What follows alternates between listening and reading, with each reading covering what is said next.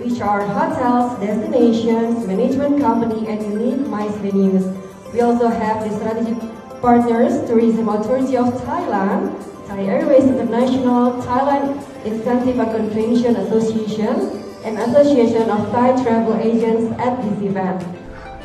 Namaste, I'm the Senior Vice President of Thailand Convention and Exhibition Bureau. Thank you for joining our roadshow, which haven't been back for 8 years.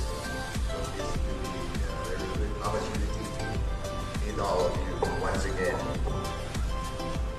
So on behalf of the Thai MICE industry, our colleagues, I would like to say that the Thailand MICE Roadshow in Indonesia is a special event because, of course, after the pandemic, 8 years that we haven't been back here, and we would like to show you more of that opportunity to do the business in Thailand.